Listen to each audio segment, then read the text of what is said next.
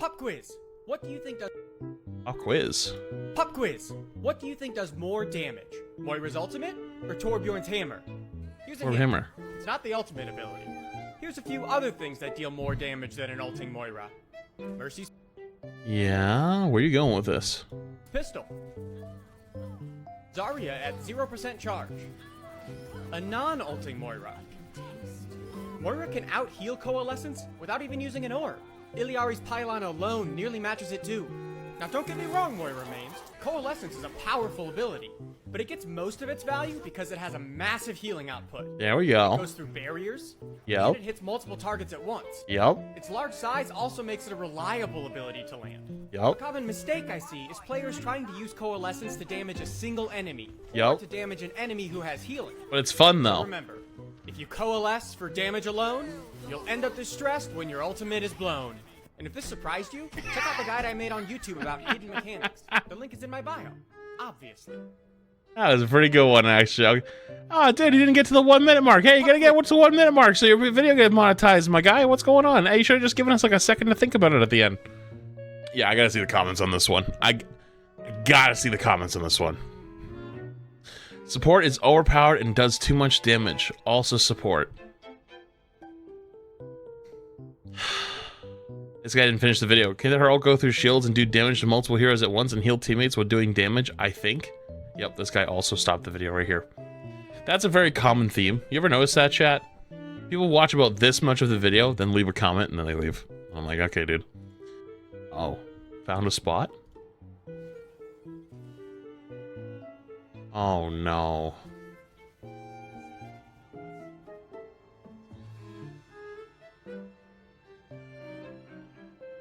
I think Karku's getting on tonight.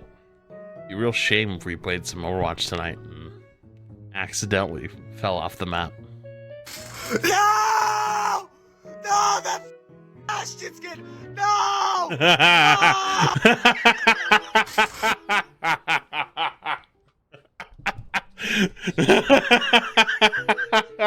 True. I'm starting a movement right now. Okay, right this second. Overwatch for Christmas should give everyone a single coin. Overwatch for Christmas should give everyone in the game 1 coin. That way, everybody who bought the Bastion skin a year ago goes back to having a 0 number, and all the new players who missed out on Bastion last year go through an entire year of being f***ed and having an extra coin. It's only fair. It's only fair. The game is so full of greed, and making the Bastion gingerbread 1 coin instead of free, like it should have been, was just a greedy tactic fallen for. Those greedy shits taking a single coin from us. How dare they? I mean, they aren't wrong. I mean, real talk, they probably hadn't figured out how to give you it for free yet. The game was so new, they probably knew how to set the shop price to 1, which setting it to 0 was impossible. Like it sounds f***ing stupid, but I bet that's what it was. Here's one tip for every tank. Diva. Conserve defense matrix. Don't waste it on low damage spam. Try using it on important cooldowns like Ash's Dynamite or Ana's Nade. Doomfist. Displace enemies. Punch enemies off of high ground to control space, or punch somebody into your team for an easy kill. Junker Queen. Hit your cooldowns. Missing your cooldowns means no self-heal, which can force you to use your shout passively instead of aggressively. Orisa. Always have your spin or fortify available to negate damage, and don't stack them on top of each other. Make sure to use your abilities with purpose. Ramattra. Instead of putting your shield right in front of you, place it up ahead so that you can take the space between you and your shield. Reinhardt. Use your charge more. By using it correctly, you can close distances much easier and set up for Oh, careful now. You say that too often and a lot of people are going to go real upset. more aggressive plays. But don't just charge straight in. Be smart. Roadhog. When playing That's a little difficult. Roadhog, you want to make sure that you exit out of the game and wait for his rework. Sigma. Don't waste your shield. You know, even though the Hog rework is hit, and then, okay, since the buffs, he's better. But before the buffs, I thought Old Hog was slightly better. I mean, since the buffs, he's kind of better now, but to be honest with you, I kind of liked Old Hog better. I know it's like, you know, most people like it and they think it's good, and that's totally fine. I just personally liked it. Use it to block important cooldowns like Sigrocks and Hog Hooks, but make sure to use your grasp against crazy spam damage. Winston, instead of jumping to people, jump to places. Instead of diving to high ground trying to get a kill, dive to push enemies off of it and control that space. Wrecking Ball. Sure, learn the but techs. If you're playing ball without knowing all the things he's capable of, you might as well play a different tank. Zarya. That's kind of true. Teammates. Bubbling a turreting Bastion or an aggressive Reaper gives much more value than bubbling yourself at 0 charge. If you're brave enough to try and protect this season, good luck and Godspeed. That wasn't bad. That wasn't bad.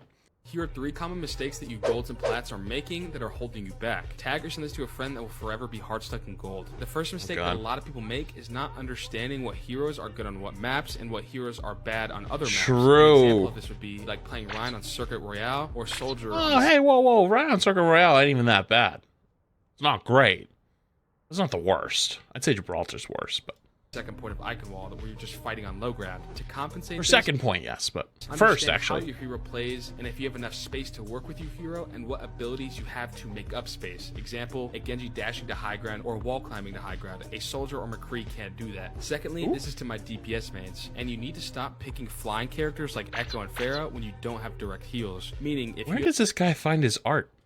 Like Moira Lucio heals and asking for a friend. You're on Pharah, you're not going to be able to make space while on the sky because as soon as you take any damage, you have to drop to the low ground to get heals because your support simply can't heal you while you're in the air. Vice versa if you're on a character like Echo. And lastly, stop pushing chokes or main lanes against spam heroes like Junkrat, Orisa, Sigma, really any character that can spam with nearly no cooldown. As soon as you see their comp, take a different lane and maybe switch a couple things in your comp. A good example of this would be on Numbani when you're pushing. I mean, you want the true answer. You want to know how we get really good at Overwatch. Glad it's with our boy Rain. This is 24 months. Appreciate it. You want to know how to really get at Overwatch nowadays? Just counter whatever their tank does, and you will win 60% of your games. Just don't care. Just you see Roadhog, go Ana. Hope go you're Bastion. Doing well, D. Go Mei. Go Reaper. Walk up and kill him. Go Sojourn. That's a big one too, but I don't know if everyone knows. You need to be good at Sojourn. Like, if you know how to play Sojourn, though, you literally, like, if you play Roadhog and they have a Sojourn, you lost your team the game. Because they will literally just farm you for Railgun, kill someone. Farm you for Railgun, kill someone. Farm you for Railgun, kill someone. Without fail. Like, Sojourn Mercy, best thing you could probably run. They run Ryan, go Bastion Mei. He'll fall over. They go Wintun, go Bastion, go Tracer. I mean, I guess it depends on what your backline. Honestly, Brigana is like the big one, but you know, come tell that to people who does not want to switch. Yeah, well then they just lose more games. Like I'm saying, if you want to win more games, you just counter swap the tank. First point on high ground. Pretty much win the game every time. Are really good for spam comps, nearly insta killing you anytime you try pushing through. Stop making these 3 mistakes, and you'll start to. I lose most of my games when the enemy team counter swaps me, and my team doesn't counter swap them. I lose most of those games, but if my team counter swaps their tank, it doesn't even matter what I do. I could be AFK. Insta pick unkillable Orisa. Orisa good, Orisa powerful. Yep, that's about what I expected out of that. Okay, next. These are Overwatch hot takes based on my opinion. Number 1, Junkertown is the best map. You know, I don't want to be mean, but this is a Mercy player take. Every Mercy player I know loves Junkertown. They all love Junkertown. They all love Junkertown. They think it's the best map. I hate it. And you know why? I'll tell you why. Because it's a long-range sniper map, which means the hit scans are good, which means Mercy's good. No. And I go even further because I'm still scarred by, oh God, when was it? It was a couple weeks ago. I was playing games with Skiesti, and Skiesti told me that she doesn't like King's Row. She doesn't like King's Row, doesn't think it's a good map. And I was like, why? What the fuck? And then I realized, because King's Row is a Brawl map, and it always has been. And I'm like, most players like Brawl, but if you're a Mercy player, you don't like Brawl because you don't get to play Mercy in Brawl. And it all clicks. So it's like, my opinion will be almost distinctly the opposite in that department, specifically. But and King's Row is.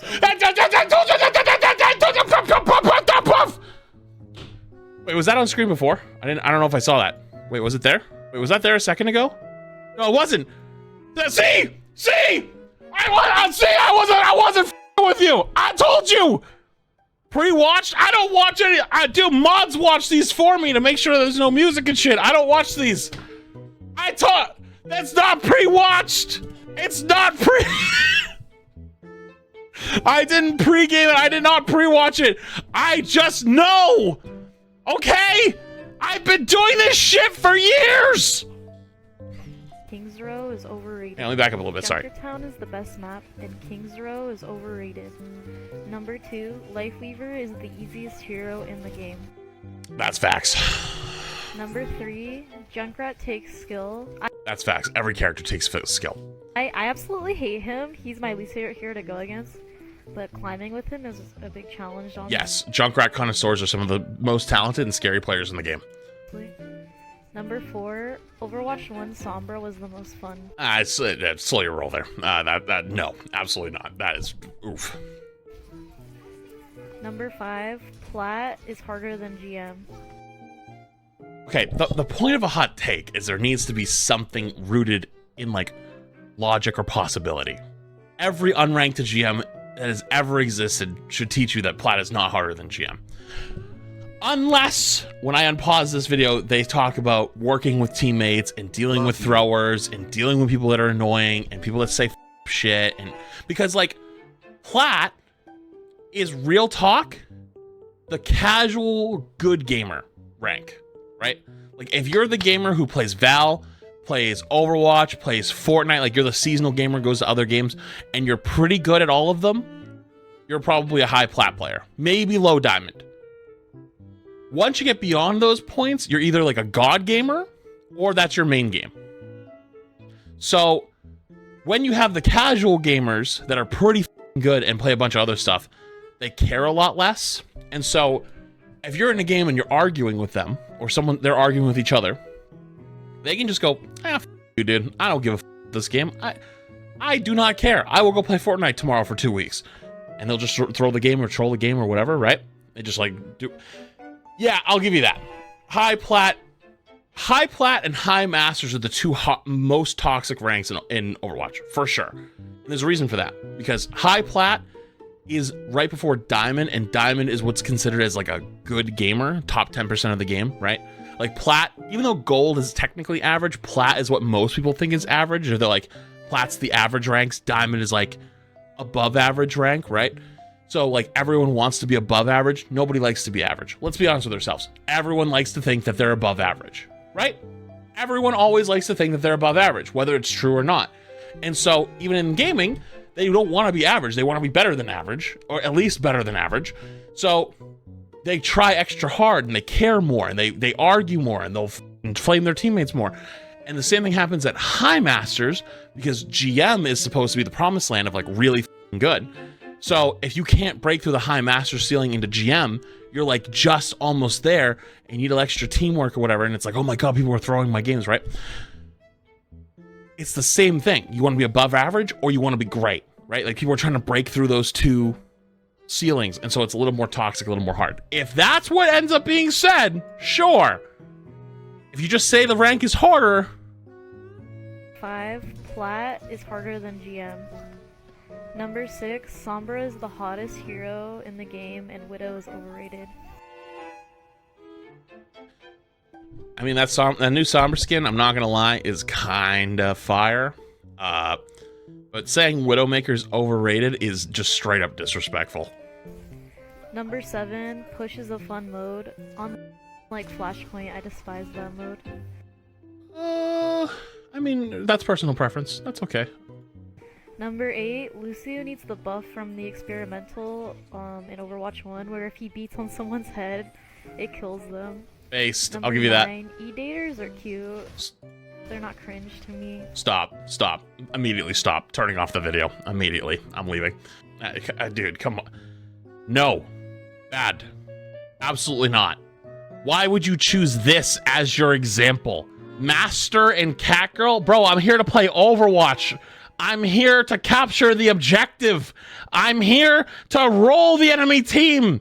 I'm not here to watch you guys openly talk about your potential bedroom BDSM kinks. Keep it at home. 9, E-daters are cute. They're not cringe to me. Number 10, calming in voice chat makes you lose more games. Yeah. I would always say this is not true, like really high level play. If this is like GM, sure. But otherwise, yeah, you're kind of right. I'll give you that. And number 11, Zen's Discord ability is not healthy for Overwatch You know what? I knew I liked you. 2. I knew I liked you. You seem like a really, really sweet person. I see what you did there. That was smart. You know what? Maybe E-daters aren't that bad. These are definitely the most textbook Mercy player takes I've ever seen. I mean, it's almost like I'm a Mercy player. That's kind of a base response. E-daters can be cute, but the toxic Mercy, Genji Mercy pocket who focus you the whole game and after you kill the Mercy once or something else. I actually feel this so much. This happens to me in quick play, especially as a streamer. People will stream snipe me and you can tell the E-daters that are chasing you around the map. And I'm not gonna lie to you, chat. 90% of the time, I don't give a shit. I'll let them have their kills. But the second the Mercy and like whoever they're pocketing, they walk over to me and start giving me the bag treatment, something snaps. And then all of a sudden, that game's going one of two ways. I'm ending that game 5-11, or I'm ending that game 28-6. It's one or two.